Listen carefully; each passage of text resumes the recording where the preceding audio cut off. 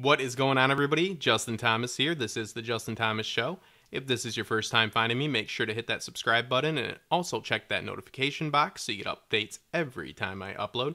I normally do videos on Game of Thrones, Westworld, Vikings, KNIGHTFALL, Peaky Blinders, ITV's Victoria, and much, much more. But this video will be a little bit different. I'm going to be addressing something that is kind of a hot topic, at least amongst other content creators. I'm talking about MCNs, multi-channel networks.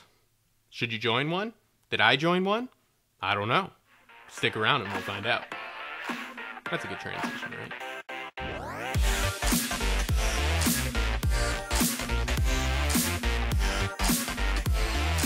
An MCN, and I joined Broadband TV. The story about how I joined them, why I joined them, and how I'm liking it so far is a little bit different than ones you'll usually hear. So I'm going to try to do an oversimplification of the events of the last 2 months. So it was mostly just concerned with my SEO, my search engine optimization. Now, I don't know about other areas on YouTube, but if you cover Game of Thrones and shows like I do, it's a fight. It's a fight to get up in those search rankings, and it's really oversaturated. So that's my main concern. I was using something called TubeBuddy, which is an excellent program, nothing against it. I was actually paying for the $20 a month version, and I was getting results. I was slowly moving up, but then my channel was terminated, violating users' terms and conditions on YouTube. 3 videos in like a day and a half. Quick about this, these videos were easily could have been on YouTube Kids. But the problem is I had like 500 subs at the time, and the algorithm picked me out as having inappropriate content. So what are you going to do? Well, what you do is appeal. So I appealed the process and I have a channel for about 2.5 weeks, just under 2.5 weeks. And I obviously stopped talking with BBTV, really too worried about it. And then I really wasn't worried about it because I didn't have a channel. Sitting there and just, doing everything I could. And I remembered hearing stuff like Philip DeFranco. I don't know if you guys are familiar with him. He is a very large YouTuber, and that's where SourceFed came from. So a guy that has been given millions of dollars, he can't even get a hold of YouTube sometimes. So I was like, what are my chances? And I was sitting around refreshing my Gmail one night, late at night, just hoping YouTube would just send me anything, even if they would have said, hey, we're going to review it in a year, would have been something. Get a message from BTV. Now I was like, well, no point of, wasting your time with me. I don't even have a channel right now. And he asked what happened, which is a little bit surprising to me because as a ex-salesman myself, I would have been like, all right, well, that's not even a lead anymore. He is a YouTuber without a YouTube channel. So I told him what happened, and he was honest. Again, they didn't blow a lot of smoke up my ass with this. Like a lot of these other reviews, which I'll get to, they say that they promise him the world and all this. He's very upfront. He said, hey, listen, you're not under the umbrella of the network. You're not a member. So I don't know legally like what we can really do, but let me talk to my superiors and see if we can do anything. Which, hey, that meant a lot. That shows that they're just not terrible people at the very least, or at least my guy wasn't. So I did get a message back the next day, and it made sense to me. I didn't expect them to be able to just, go and step in for me, because what they would usually do is do a review, and they'd be able to push that a little bit faster through. They gave me some advice. A lot of it I did already know, but I'll tell you what, there was some interesting stuff that they gave me to do. So basically just being to look at this video and review it, because I knew if a human looked at it, not the algorithm, they would realize, okay, it made a mistake. But I also thought, well, again, in my cynical mind, well, if I have a business and I'm worried about ISIS posting inappropriate content and the algorithm also puts a few Justin Thomases out of business, I don't make them that much money. So there's 400 hours of YouTube videos uploaded every minute. So just consider that. Trying to give advice on how to get your channel back. This worked for me. I did tweet at them, and I had a lot of people retweet. I was respectful. All I was saying was, listen, I really need you guys to review it. It's been blah, blah, blah, 2 weeks. And I've done these forms. You say don't send multiple forms in. I haven't. So what do I need to do? And they did message me. It did seem like they wanted me to take down those tweets, because they said your emails in those messages, we just want to let you know, we want to take care of you, but maybe you should take that down because it's personal information. I'm like, what, my business email that's on like my front page of my Twitter, my Facebook, every single, my website, everything. I was like, I'll take down the tweet when this is resolved. But it ended up getting reviewed. It wasn't inappropriate, and here's your channel back. So I had told myself that if I got my channel back, that, hey, why not, I'd give these guys a chance, because they proved to me that they were invested in small creators, because you can't get any smaller than a YouTuber without a channel. And it wasn't like once they hooked me, they were going to get $1 million. In my book, as long as they were as good as TubeBuddy, then that's a win for me, because that costs me $20 a month. I can cancel that. That saves me money. They'll get a little bit of my ad revenue, but again, if you're a first-year creator, what ad revenue are you talking about? And realistic. And I went over, they sent me the contract then after that. I took a day to look it over, make sure that the language was right, and that if I wanted to leave them after a year, I could. And yes, you can. You just need to do it in the time period that is stated in the contract that you signed. So we're going to get to all these complaints that we have about this, because it's just people just being incompetent. I'm not saying it works well for everybody, because I don't know that. It's very straight up, and it's a great situation for new content creators, and it's a fair situation. So I signed the contract. Within 48 hours, I am signed up with them. So Visio Catalyst is a great program. It has a few extra features that, like, it ranks your titles, not just your tags. All I know is it does exactly the same job as the premium TubeBuddy does, and I don't pay $20 a month. That right there is a win for me. Now, I've been with them a little bit over a month. I'm pleased. I have actually experienced heavy growth, over 200 subscribers, and I had my first video that is hit over 10,000 views. I credit that to, it's a good video. I've been improving my stuff and things like that, but I can't help but to think that, you know, they gave me a better shot of being seen. Because like I said, the most important thing is to keep making your content better. But if nobody sees it or gets a chance to see it, you know, it's kind of tough to start, you know, building a viewer base. So I've had only positive experiences after, and I've had contact with my agent every 3 days talking about a few different things, but it's somebody to talk to. And I can't tell you, after having your channel taken away, like, if talk to somebody, or God forbid you get your channel deleted and there's nobody you can talk to, you're very alone. An MCN, that is one of the benefits. They act as a buffer between you and YouTube. I have had 3 videos in the last week that were deemed not suitable for advertisers. That's supposed to be 1,000 views in, I think, like 7 days to even like get a review. And BBTV has pushed those through under 48 hours, because they want your videos to be monetized to the fullest. It is in their best interest to try, because guess what? The more money you make, the more money they make. So that's why you give them a cut. And again, ad revenue in the first year, what are you losing? The video that's usually bitching about these networks has about like maybe like 30 to 60K views, which is respectable. His videos are all like this, but they're not. Their biggest video is always their video talking about the network and trashing it. All their other videos have 10 to 20 views, usually none that even average over 100. Quality of their content is not great. If you put garbage on a stage, it's still garbage. So you can't expect the network to do all these things for you. If you don't make good content, it's not going to work. You know, one of my videos just blew up. The other one didn't, because my sound messed up, you know? I mean, like, I didn't want to release it. But that's on me. I'm not like, why didn't Broadband TV push that harder? It's like, no, it's not how it works. You got to be realistic. I was very realistic in my hopes for this. Again, needed them just to be as good as TubeBuddy, which Visio Catalyst is. Another great thing is something they promised me, and I wasn't even interested in, was the music that they provide. Now, I don't use a lot of music in my videos, but now I'm starting to, and it's really making me want to start to try to venture into other types of formats, because they gave me a Epidemic Sound membership. You get this all paid for, same as the Visio Catalyst and the Epoxy app, which I'm about to talk about. These are great programs that you get, and the minimum membership for the Epidemic is $15 a month. Maximum's like 60.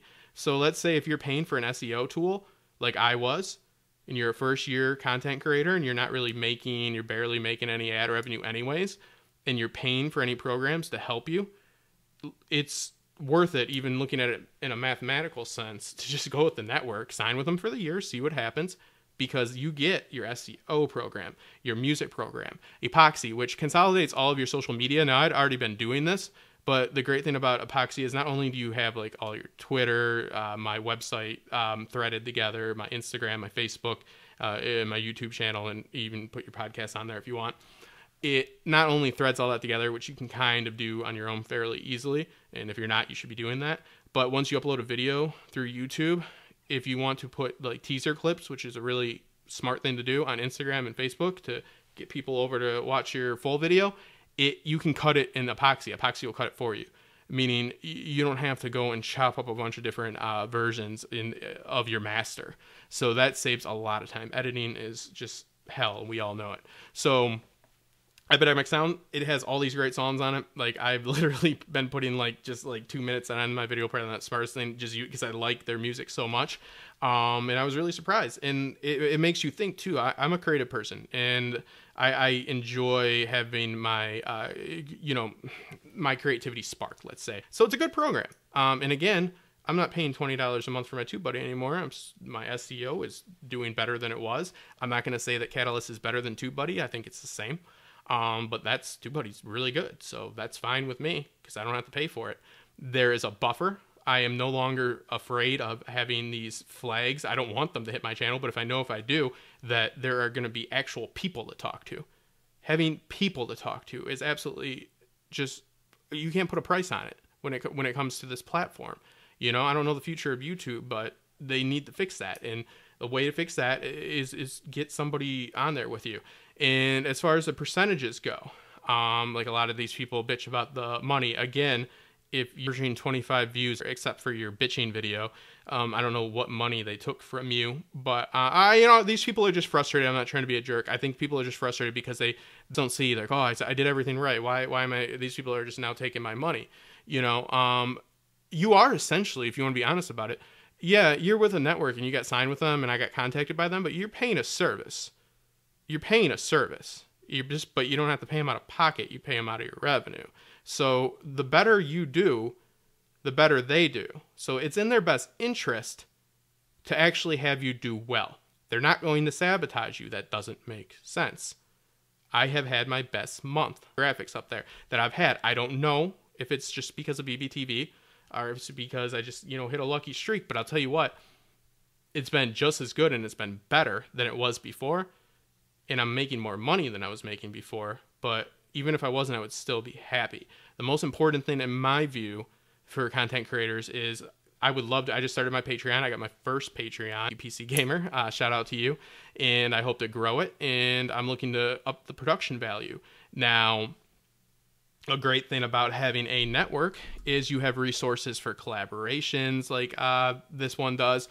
And as you get bigger and bigger, they will put more people onto your account.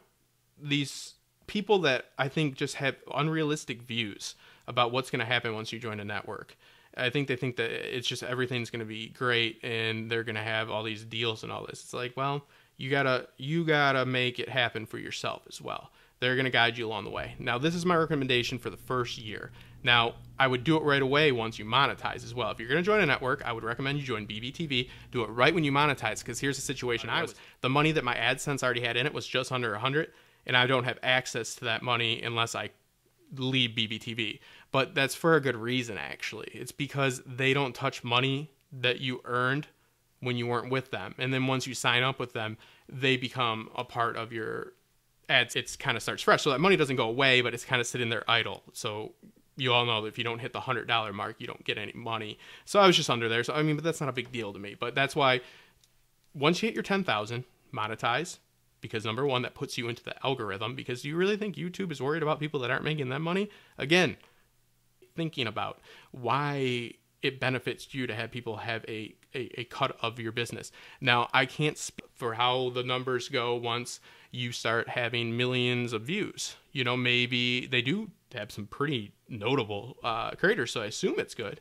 But I can't say for sure. I can say for sure for somebody that's just about to hit 1,000 subs that has had his best month ever, had them support him when he didn't even have a channel and wasn't even signed with them, and have definitely given me the attention I feel I deserve.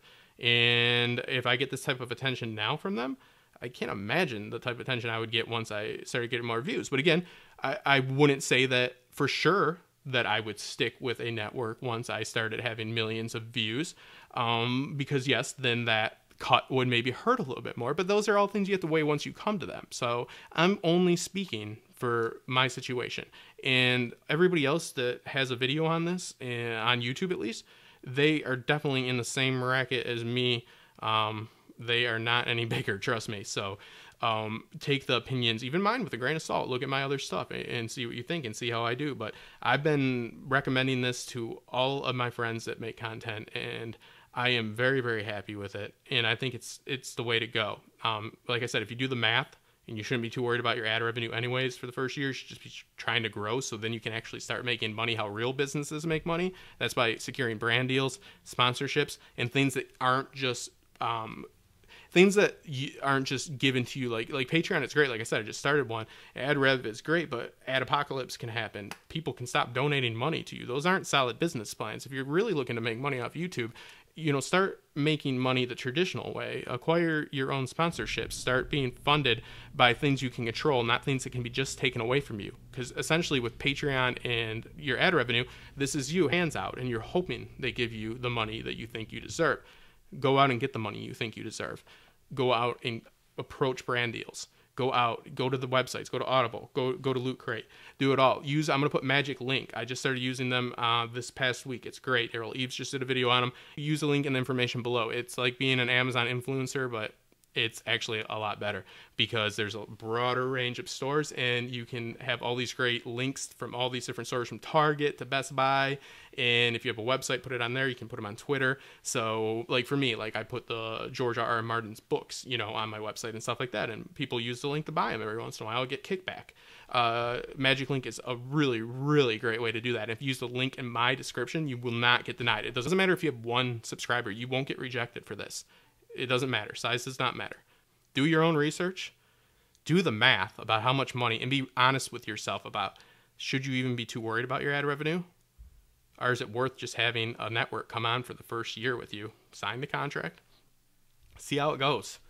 I mean, that's your lowest risk when you don't have that high amount of money coming in.